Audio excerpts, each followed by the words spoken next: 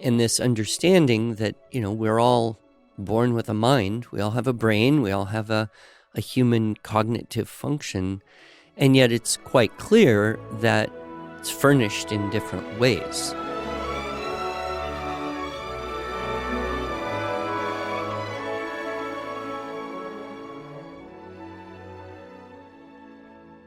Hello, and welcome to the Arts of Language podcast with Andrew Pudewa, founder of the Institute for Excellence in Writing, or as many like to say, IEW. My name is Julie Walker, and I'm honored to serve Andrew and IEW as the Chief Marketing Officer. Our goal is to equip teachers and teaching parents with methods and materials which will aid them in training their students to become confident and competent communicators and thinkers.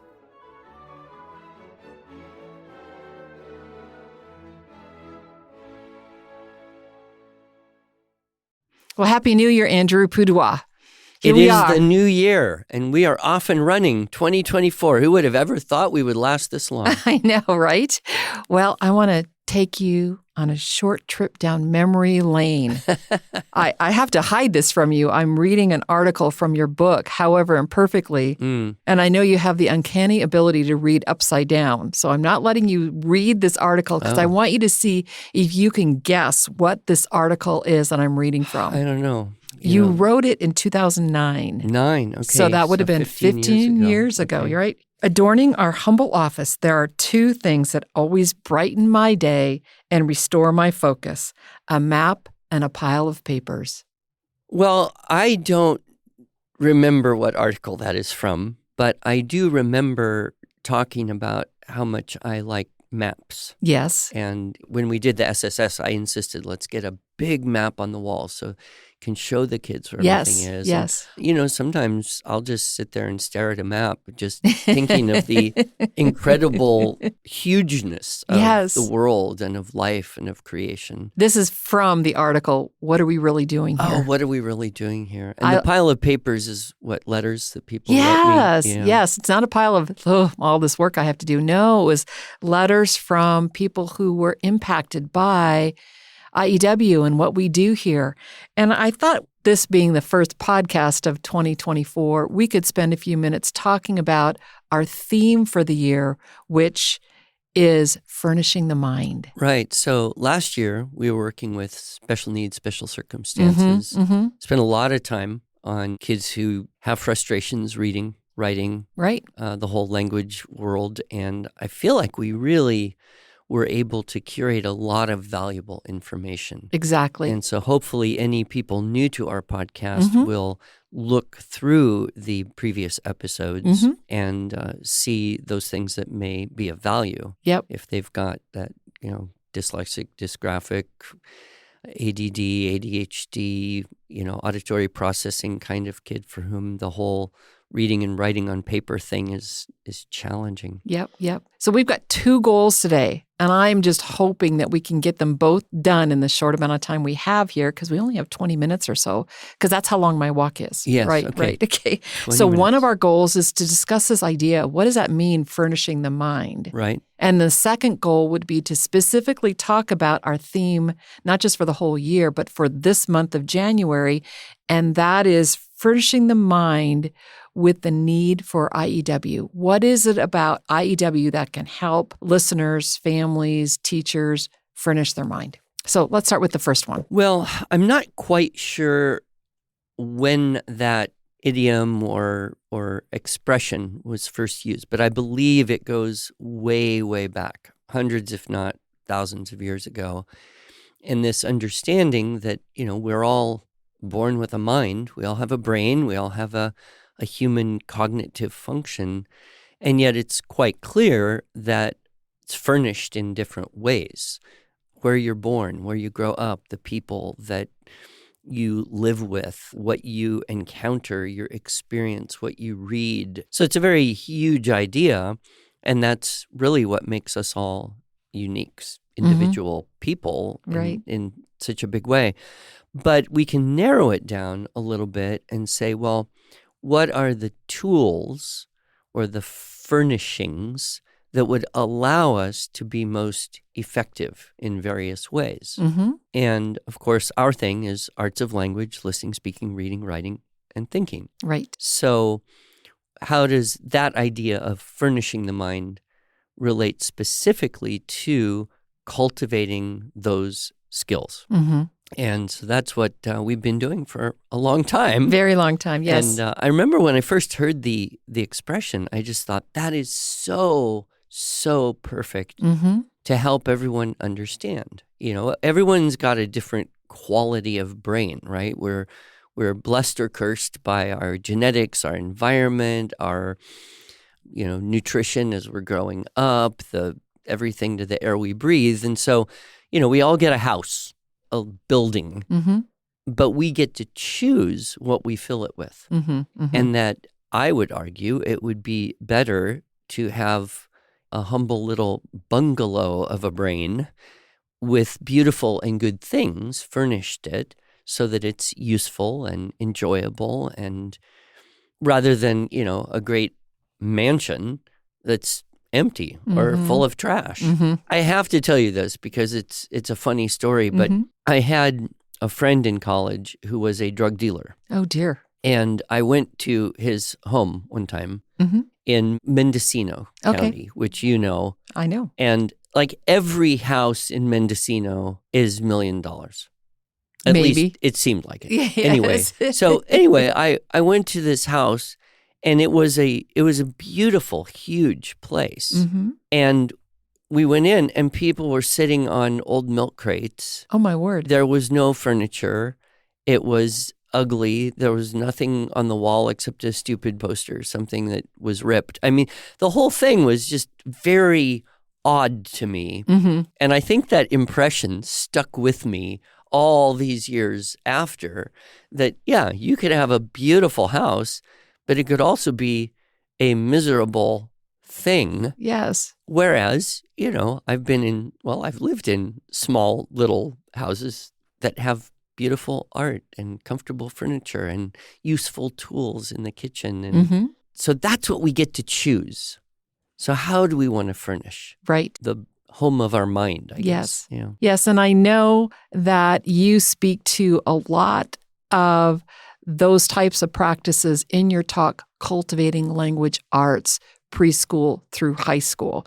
So I was thinking it would be, if it's at all possible, for you to pick one or two of those ideas for the different developmental levels of children. Well, most people who know me at all Mm-hmm. would know that I would be inclined to talk first about reading aloud to children, Mm-hmm. and then secondly, about the value of memorizing Yes. language, in particular poetry. Right. And we could unpack that Mm-hmm. quite a lot.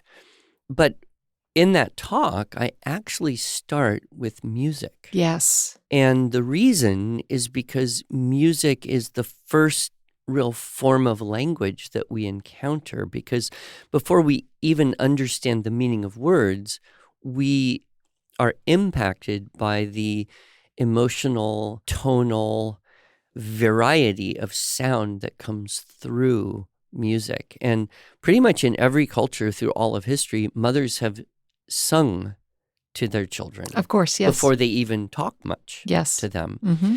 And then when we start to differentiate the meaning of words, it really is the differentiation of tonal patterns. Mm.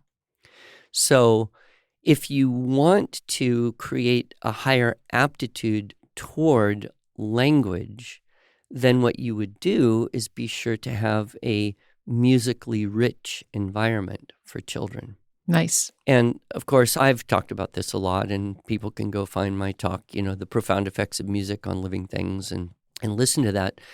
But I don't think any of us really understand the phenomenal power of early musical Mm-hmm. experience and the cultivation of musical aptitude. And we don't do it well. We don't do it intentionally. For a lot of people, music is very accidental, right? You go to a store, you hear music. You go get gas, you're suffering music, you know. You go to church, you hear music. You may or may not engage with it, especially as a young child, but it's somewhat random.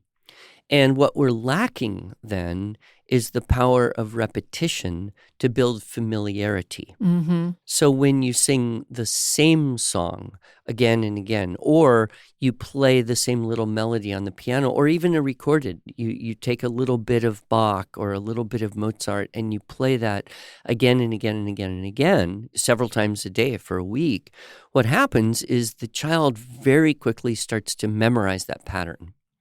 And in memorizing the pattern, it does two supremely important things. Number one, it creates this sense of anticipation, Mm-hmm. right? So if you know what's going to happen, you're more attentive to the thing because you're waiting for what's going to happen. And this Right. is true whether you're reading books, watching movies, talking to a friend, cooking dinner. You have an expectation. And that expectation creates attentiveness, which is I don't know if you call it a character trait or a mental habit or an intangible skill, but it's very, very valuable in young children, attentiveness. And then the fulfillment of expectation creates a joy. Mm-hmm.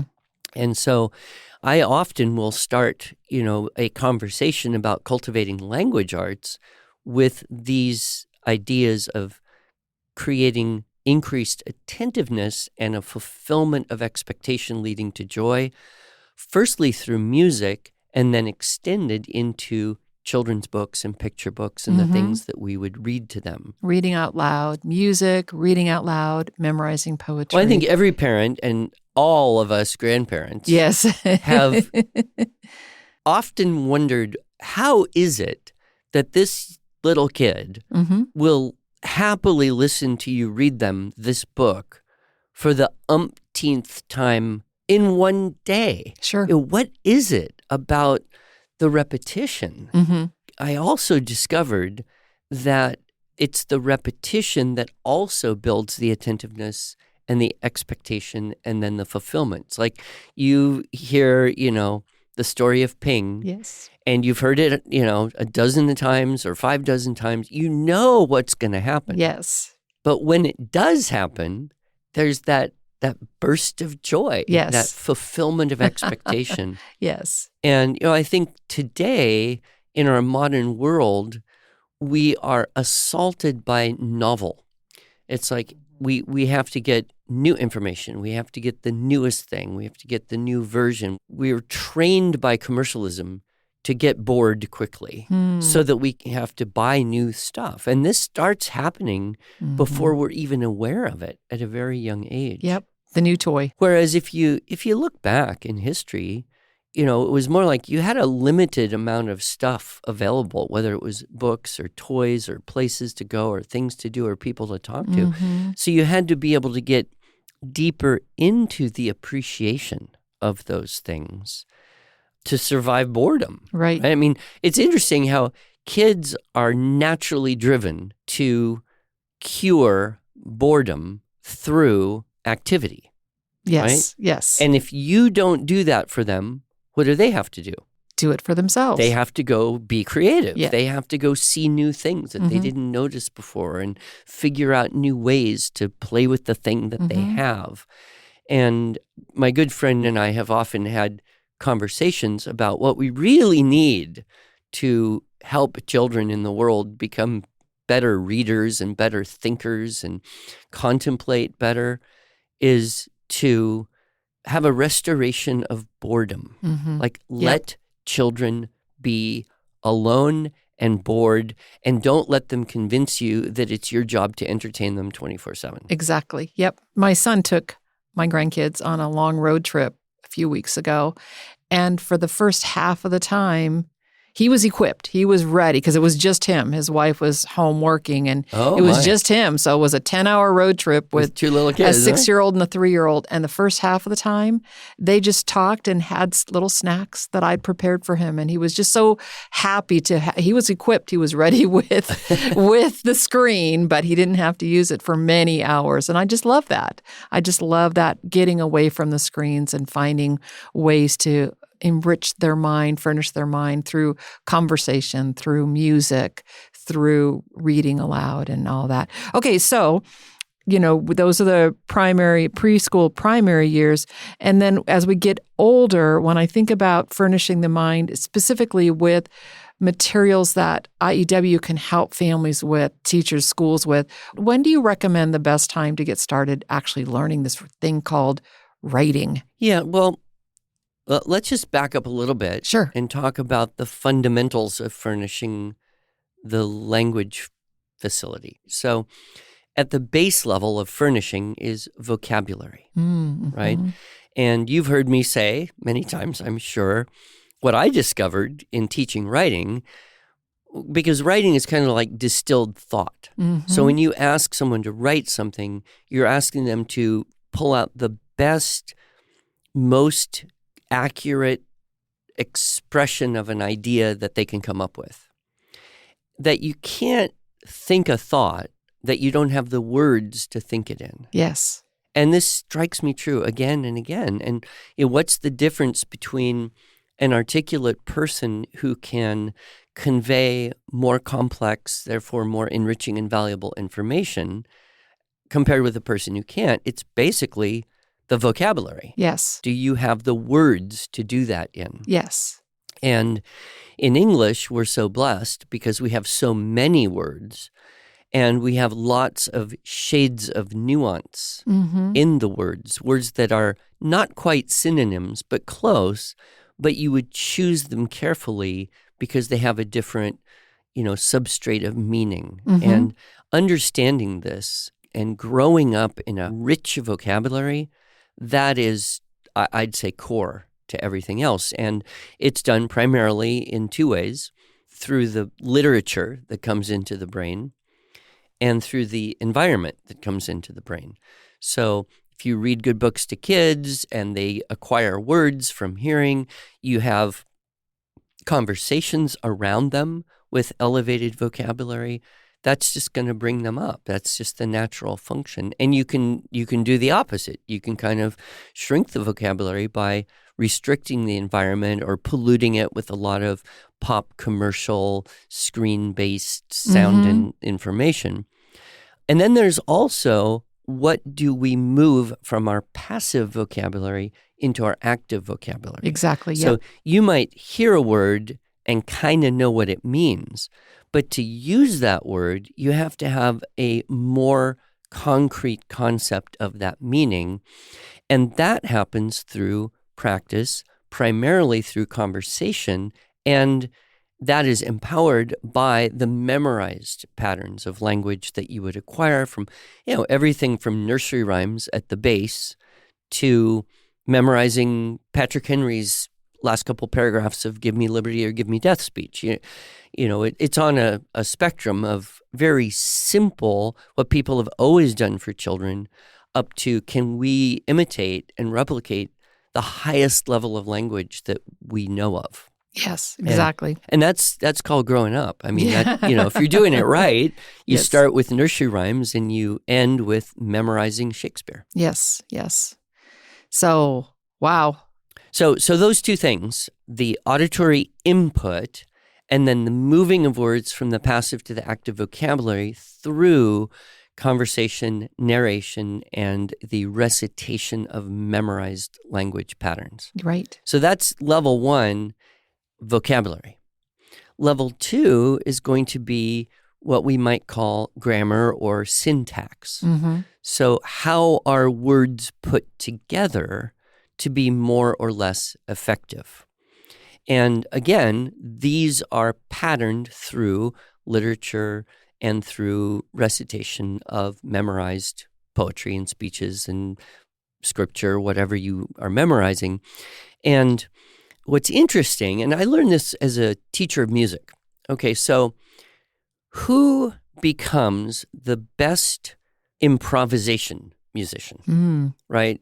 So take an extreme. You've got one student who learns to read notes, and that's all they ever do, and they never memorize a piece of music, but they practice typing notes from, the sheet music to the keyboard, and they could play any sheet music you put in front of them, but they don't have anything memorized.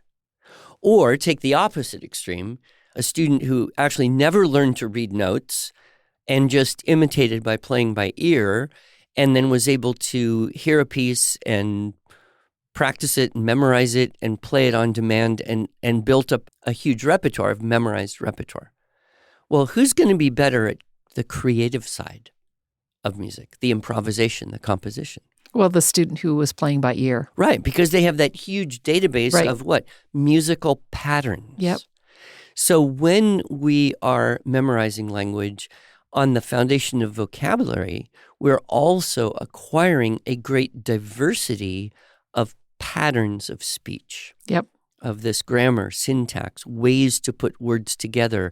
And we all appreciate that really unique creative way that an author said something, or that we heard someone say, or a really good public speaker who was able to be precise and be somewhat unique or stylish.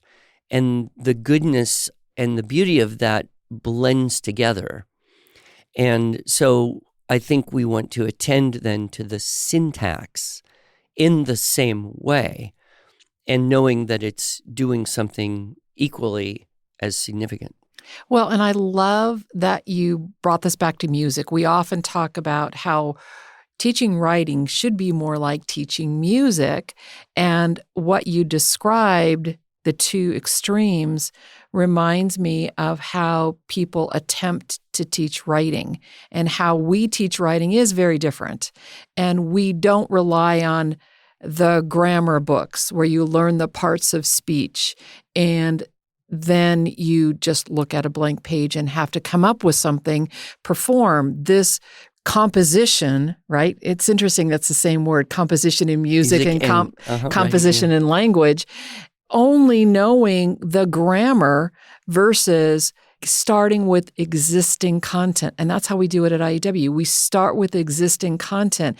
We don't recommend that teachers and parents introduce grammar until they've done a year or so of IEW where they've got some content, and now they can create their own content and learn better how grammar works. Well, and we will do, I'm sure this year, a podcast about grammar. Yes.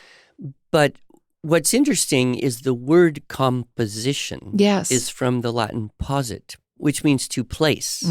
So placed together. So when you are composing things, you're taking existing things and you're putting them together in particular ways for a particular effect. Right. And so again, that idea that the furnishing of the mind is about creating the building blocks and the templates and the patterns that you can draw on for creativity, for composition and improvisation. The third aspect, and I know we're going to run out of time here, but the third thing that we're furnishing the mind with would be ideas. So how do we effectively communicate something? Okay, I want to persuade people of something or teach people something. There's a concept there. There's generally a goal, an objective. But then there's the mechanics of building that into their imagination. And how is that done? With support. And, please support your argument, right? Yes. And that's kind of a weak point today, especially in the social media world. People just mouthing off what they think about something without saying, well, where's the support? Where's the evidence? Where are the examples? Where's the rhyme and the reason behind this? And I love that expression. I'm sure you've heard it. People say it has no rhyme nor reason. I think that was first articulated in a Shakespeare play. Oh, sure. But because those are ways that we can discern truth. through the goodness, through the poetic beauty of something, or through the logic. And when it has both rhyme and reason, it's very compelling.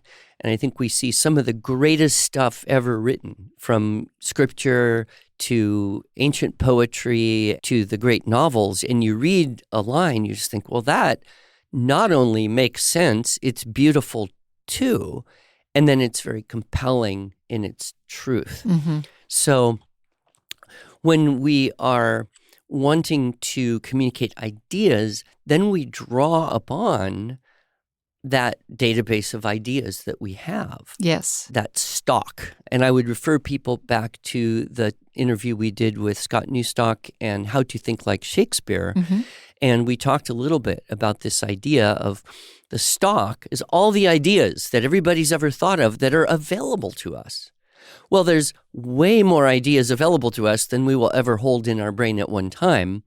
But the brain is kind of like it can just keep gaining more and more. I don't know that any human being has ever actually experienced the limits of what the brain can hold. So we can always bring more in. And the more ideas we can keep in our mind, the more we have to be able to apply in our efforts to persuade or teach or inform or enlighten or support people. Mm-hmm. And so, yes, and we'll do that. We'll say, well, that reminds me of Yes, this exactly. thing I read over there that supports this thing we're talking about right now, or this experience that I had. Right. But our experiences are limited by logistics, right? We only live so many years and we can only live so many places and do so many things. But when we fill our mind with the experiences of others through literature and through knowing that literature well by reading it more than once. I get kind of frustrated. People say, I read it. Okay. But I don't remember anything. I mean, I do this too. I read that a long time ago. I don't remember anything. Can't talk about it. So anything worth reading is actually worth reading again, and probably again and again. There's an old expression, I don't know who said it, some ancient person, beware the man of one book. Meaning, if you meet someone who knows one book really well, he's probably had the repetition of those ideas that his mind is well furnished with all of that. And of course, some people need more repetition than others, and some books are more memorable than others. But that idea of furnishing the mind with a great diversity of concept. And I can't not finish this conversation without my favorite example, Frederick Douglass. Yes. Because in my experience, I can't think of a more remarkable example than Frederick Douglass of what a well-furnished mind can do. And of course, for any of our listeners who are not familiar with Frederick Douglass, you should read at least one version of his autobiography. He was born into slavery. It was a very harsh, brutal situation, separated from his parents at a young age. He was basically forced to work all his waking hours for all his childhood. It was illegal to teach an enslaved person to read or write or basically know much at all. I mean, it was considered if you could prevent them from getting any education other than how to do these menial tasks, then they'd make a better slave. And yet, Frederick Douglass, in his young adult life, became this phenomenally, unbelievably articulate man. Mm-hmm. Go listen to one of his speeches or read one of his speeches, readily available all over the internet. Mm-hmm. And you just think, I could never write a thing like that, let alone memorize it and go and deliver this speech. I mean, that is so far beyond my intellectual capacity. So here's a person who had the worst possible education during the most formative period of his life, and yet he became one of the most well-educated and articulate and compelling orators of his time, and I would argue since then. How did this happen? Well, I'm sure there are a lot of factors. I'm sure he was, blessed with a good quality of brain. Mm-hmm. But the thing that strikes me is his pointing out that he got a little book of famous speeches, The Columbian Orator, published in 1795, I think. And he, quote, committed them all to memory. Yes. He memorized a whole book of the best speeches that had been given or translated into English from Cicero, from the ancient through the medieval Renaissance, Enlightenment, even up into, like, I think Patrick Henry's speech was one of the last ones in that book. He memorized them all. Yes. And this furnished his mind not just with vocabulary, not just with syntax, a wide variety of syntax, not just with like the schemes and tropes and figures of speech of classical rhetoric that make it beautiful, but with the very seminal ideas Yes. of what is true, what is right, what is just. Mm-hmm. And I just think, man, if we really understood the power of that, we would attend to it so much more Yes. in the education of our children. And, if you went back 120 years ago, go back to the turn of the century, every 8th grade student, with very few exceptions, would have memorized the Gettysburg Address, the preamble to the Constitution of the United States, the first sentence of the Declaration of Independence, and probably the last couple paragraphs of Patrick Henry's speech, and a whole bunch of Shakespeare. And that would have been normal for every child to have committed that, plus other poems that had a culturally unifying effect, making Americans American and having this shared database of language and identity and concepts. And we're just lacking that so profoundly today. So part of this year's effort, Yes. I hope, on Furnishing the Mind will be to inspire people to make a much greater effort at doing some of those things that used to be just a normal part of growing into an adult human being. We're out of time again. We seem to run out of time all the time, Andrew. But I do want to end where we began and just speak a little bit about what's happened in the last 15 years since you wrote this article. Adorning our humble office, there are two things that always brighten my day and help restore my focus: a map and a pile of papers. And you mention in this article that the map had 46 pins. Now, I don't have that exact map, Andrew. I'm sure it got lost in the move. But I do have a map in my office with pins all over it. And I know that there are many more than 46 pins in there that represent the various countries where we have shipped materials to that have impacted people so greatly.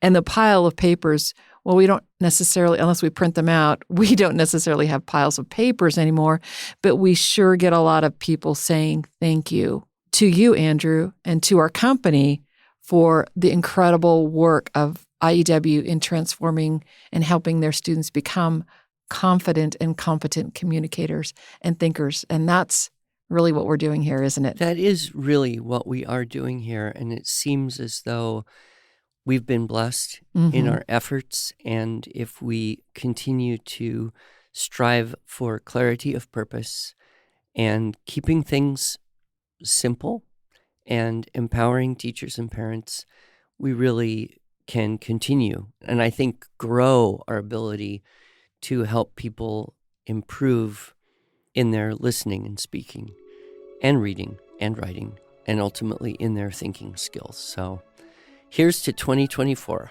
Here's 2024. Thank you, Andrew.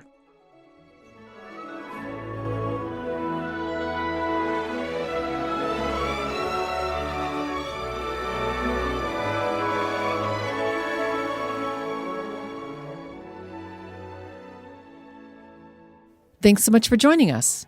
If you enjoyed this episode and want to hear more, please subscribe to our podcast in iTunes, Google Podcasts, Stitcher, or Spotify, or just visit us each week at iew.com/podcasts. Here you can also find show notes and relevant links from today's broadcast. One last thing, would you mind going to iTunes to rate and review our podcast? This really helps other smart, caring listeners like you find us. Thanks so much.